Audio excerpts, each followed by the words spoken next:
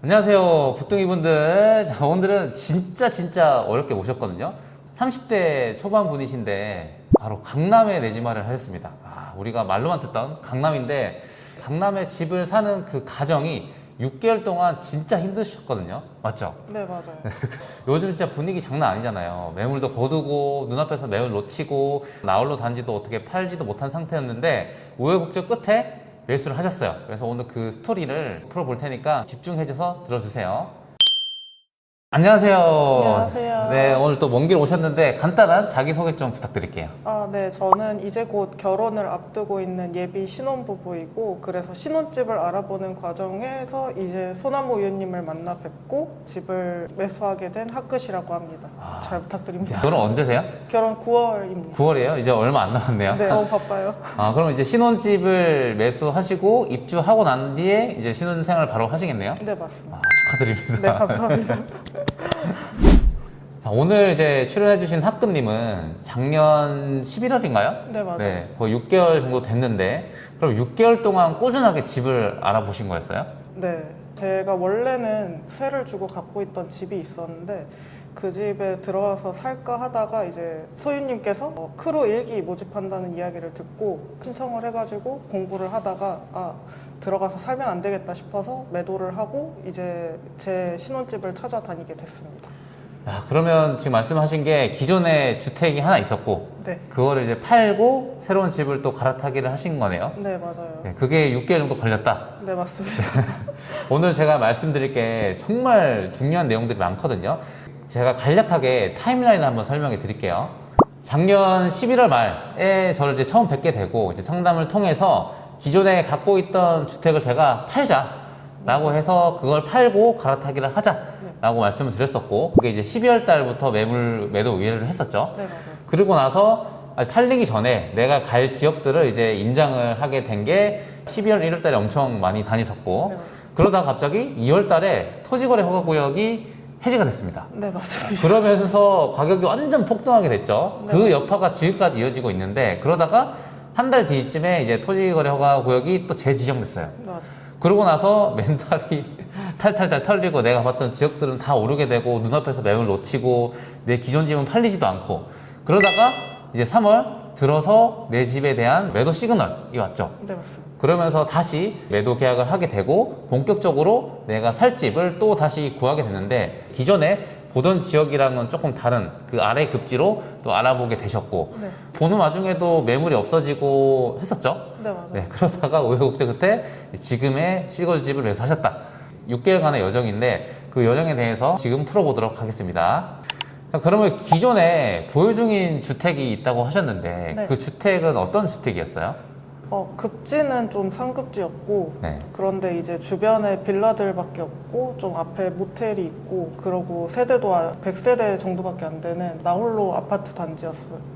한 동이에요? 한 네, 동? 한 동이었어요. 야, 우리가 많이 말하잖아요. 나홀로 단지를 조금 조심하자. 그 타크님이 처음에는 여기를 실거주로 들어가려고 하셨었죠? 네. 원래 세입자가 살던 집이었는데 퇴거 날짜가 돼서 들어가서 거기에 신혼집을 살까라고 그때 생각을 하셨거든요. 그런데 저는 지금 이거 빨리 팔고 매도를 하자라고 건의를 드렸었고, 나홀로 단지가 진짜 팔기가 힘든 거는 한번 겪어보셔서 아시겠죠? 네, 진짜 힘들었어요. 그래서 그걸 파는 과정도 제가 한번 알려드릴게요. 12월에 매도 계획을 잡고 이제 다음에 어디를 가야 될지에 대해서 생각을 하셨는데, 그때는 어디를 중점적으로 보셨어요? 제가 봤던 거는 이제 강남 3구 내에서도 소유님이 알려주셨던 올림픽 패밀리타운, 올림픽 선수촌, 그리고 헬리오시티, 그리고 잠실 파크리오, 레이크 팰리스, 이 정도로 알아보고 다녔었습니다. 그게 딱 잠실에서 최상급지에서 바로 따라가는 그 아래 급지들인데, 지금 보면 가격대가 후들들하죠. 지금은 못 사요. 네. 그때 돌아다니다가 굉장히 좋은 매물을 발견을 하셨는데, 그게 어떤 단지였어요? 그게 헬리오시티에서 제 기준에서는 로얄동이었는데 네. 503동이었고 네. 층수도 꽤 높았어서 상당히 마음에 들었었어요. 그 503동이 거의 8호선 네. 역세권에 뷰도 또 롯데타워도 보이는, 네, 주방에서. 내 주변에서 보이는 굉장히 매력적인 매물이었거든요. 네, 그때가 이제 12월 말 1월쯤이었잖아요. 네, 맞습니다. 한창 분위기가 안 좋을 때였는데 가격 내고가 가능했던 시기예요. 네. 그때도 이제 갭 끼고 있어서 잘 안 팔리니까 부동산 사장님이 그냥 지금 가격 싸게 나왔을 때 먼저 매수를 해라. 매수를 먼저 해놓고 급하게 좀 팔면은 팔린다. 결국엔 다 팔리니까 먼저 매수를 해라. 가격 내고는 내가 좀 많이 해줄게 라고 이야기를 하셨었는데 지금 돌이켜 보면은 그때 매수를 안 하길 잘한 것 같은 게 좀 시기가 돌아서 봐도 타이트하게 되게 안 맞았었어요. 우리가 흔히 선 매수 후 매도라고 네. 얘기하잖아요. 내가 팔 곳은 아직 안 팔렸지만 먼저 매수를 하고 나중에 팔릴 거니까 그렇게 해서 계약금 같은 걸 걸고 준비를 해놓자 라는 얘기를 그 소장님도 하셨잖아요. 네. 왜 그렇게 말씀하셨냐고 한번 생각해 보니까 그만큼 매물이 매력적이었고 가격 내고도 좋았다. 왜냐면 지금처럼 매물 안 보고 막 가격금 쏘고 하는 시기 아니었잖아요. 그리고 실거주자들만 원하기 때문에 전세가 껴있는 이제 갭 투자라고 하죠. 그게 투자금이 좀 많이 들었기 때문에 그 매물을 조금 더 저렴하게 내고도 가능한 시기였다. 네. 정말 좋았던 매물인데 지금도 눈에 아른아른거리긴 하시죠? 네. 사실 요새도 그냥 그때 매수하고 매도할 걸 그랬나 싶긴 한데 네. 잔금 일자랑 좀 계산을 해보니까 결국에는 좀 시기가 안 맞더라고요. 그래서 안 하길 잘했다라고 생각하고 있습니다. 맞아요. 그거는 약간 저는 도박과도 같다는 생각을 하고 있거든요. 물론 잘 되면 좋은데 이게 안 될 경우를 생각하면 감당을 못 하기 때문에 그때 그러지 말자. 일단 팔리고 한번 움직이자 라고 했던 선 매수 후 매도 이것도 시기가 있어요. 내 물건이 잘 팔릴 매물이면 또 괜찮은데 나홀로 단지였기 때문에 더더욱 좀 조심스럽게 접근을 했던 것 같습니다. 그러고 나서 갑자기 2월 중순에 뜬금없이 토지거래 허가 구역 해제를 했어요. 네, 맞아요. 서울시장님이 하셨는데 그때 제가 카톡 내용을 보면 하기 전에 뭔가 낌새가 좀 이상하다. 그런 소문이 들렸잖아요. 허가 구역을 해제할 거다. 그래서 그때 상급지는 조금씩 꿈틀꿈틀했거든요. 그러다가 발표 나고 나서 완전히 폭등을 하게 되는 날이 있었죠. 네, 맞습니다. 그러면서 호가가 하루에 1억씩 올라버리고 갑자기 거래가 엄청나게 되면서 내가 봤던 매물이 점점 떠나가 되는 그때 그 헬리오시티 매물은 어땠어요?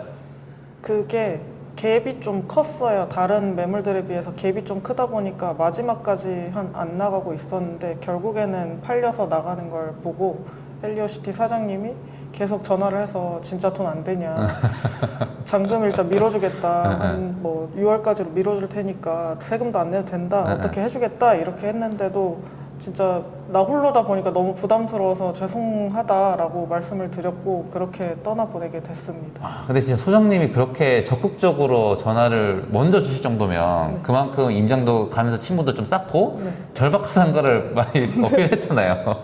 그래서 좀 약간 엄마의 마음으로 진정성 있게 말씀을 해주시지 않으셨나라는 생각이 드는데 결국에는 저는 잘했다고 봐요. 왜냐면 그게 리스크 감당하는 게 정말 크거든요. 지금은 아쉽지만 그렇게 매물을 이제 떠나보내고 내 매도 물건은 소식이 없었죠. 네, 맞습니다. 2월 달까지. 네. 이게 2월 중순부터 거의 3월 말까지 이어졌는데 상급지에서는 거의 2월 중순 시작하자마자 완전 폭등을 했거든요. 네, 맞아요. 근데 그런 상급지에 있는 지역임에도 불구하고 소식이 없었어요. 네. 그 이유가 뭐라고 생각하세요? 나 홀로라서. 나홀로라서 제가 진짜 누누이 말씀드렸거든요. 나홀로는 진짜 매도 타이밍 잡는 게 힘들다. 그래서 팔 수 있을 때 한번 팔아보고 플랜을 세우자 했는데 이상하게 흐름이 길 건너편에 있는 단지들은 쑥쑥쑥쑥 올랐는데 네, 맞아요. 내 단지에는 전혀 영향이 없었거든요. 그게 아마 나홀로 단지의 좀 단점이 아닌가 싶긴 해요. 그러던 와중에 갑자기 3월 중순쯤에 학교님이 저한테 연락 주셨잖아요. 네. 소연님 매도를 지금 하게 될 것 같다. 이제 매수자가 나타났다. 그때 어떤 일이 있었나요? 나타나긴 나타나셨는데 같은 단지 내 다른 매물이랑 비교를 하시면서 제가 내놓은 호가 대비 후려치기를 좀 많이 심하게 하셔서 상당히 반가우면서도 스트레스를 받는 상황이었어요. 제가 내놓은 호가 대비해서 한 1억에서 1억 2천 정도로 후려치시더라고요. 그 시기에 더 줘도 모자랄 판에 네. 더 깎아 팔라고 이제 말씀하신 거죠. 그러면 학근님이 가진 매물이랑 다른 매물이랑 두 분 매물을 가지고 그 매수자분이 고민을 많이 했잖아요. 네네. 그게 어떤 매물과 어떤 매물이었어요? 제 거는 이제 저층 남향이었고 상대편 매물은 중층 동향이었습니다. 인테리어는 어땠어요? 인테리어는 그쪽은 좀 생활 수리는 돼 있는 수준이었고 저희는 세입자만 계속 받다 보니까 내부가 좀 처참했어요. 그러면 결국에는 남향의 저층 2층이었죠? 네, 맞습니다. 남향의 저층이냐 동양의 중충이냐? 고민이 많이 될 것 같거든요.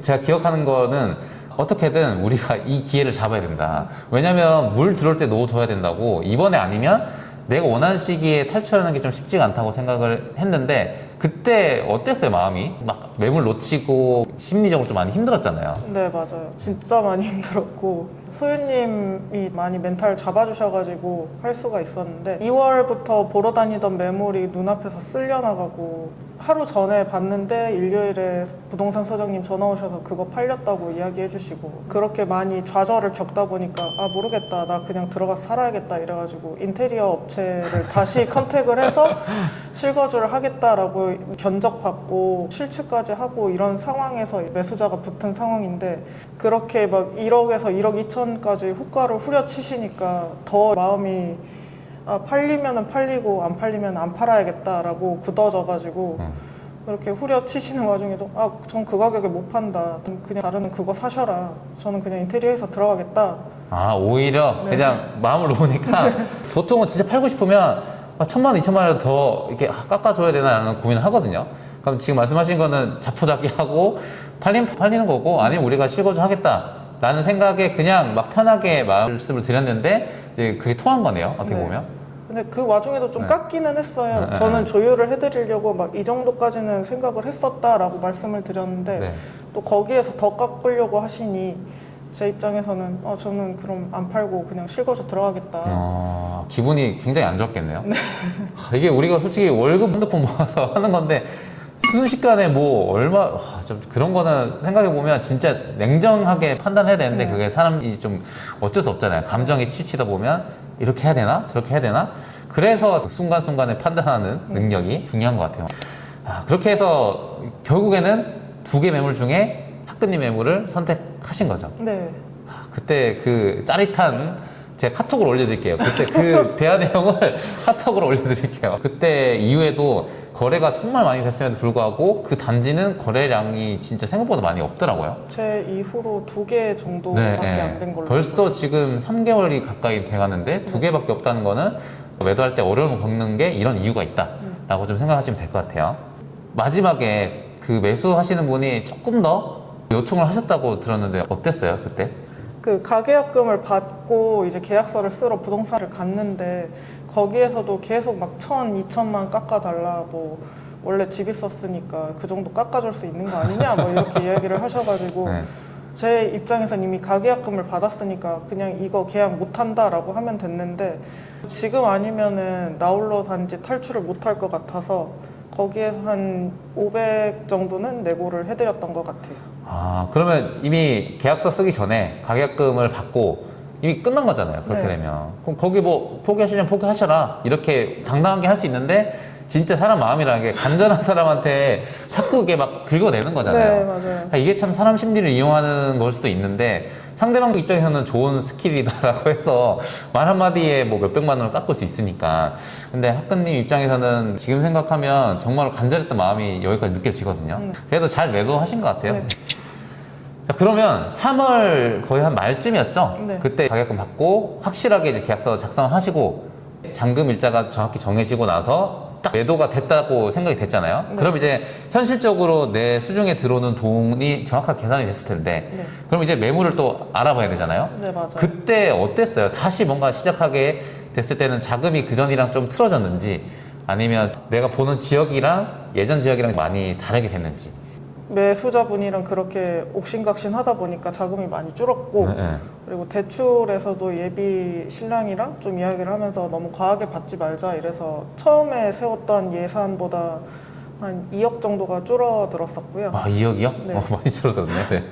그러다 보니까 기존에 보던 것들은 이미 토호제로 날아가 버린 상태고 저희가 보던 금액도 줄어들어서 그것보다는 좀 아래 급지 쪽으로 많이 보러 다녔던 것 같습니다. 그러면서 좀 멘탈도 많이 털렸는데 소유님한테 계속 카톡으로 징징댔었거든요. 어디 봐야 되냐, 지금 뭐 이렇게 예산안이 줄어들었다, 급하다, 잘 받아주셔서 견딜 수 있었습니다. 사실 제가 학부님이 아니잖아요. 네. 제 뭐 작업을 한 게 아니기 때문에 감정이입이 조금 덜 된 것 같아요. 그래서 조금 더 냉정하게 이성적으로 제가 완전 T니까 학부님한테 지금 그러시면 안 된다. 뭐 하시냐. 빨리 자금 계획 세워서 빨리 의논하자. 얼마 지금 가용 자금이 있냐. 다시 한번 살펴보자 해서 다시 이제 멘탈을 부여잡고 지역을 알아보게 됐는데 그 지역을 또 선정할 때에 학부님의 기준이 있었을 거 아니에요. 네. 그때는 어떤 기준으로 또 새롭게 출발을 하셨어요?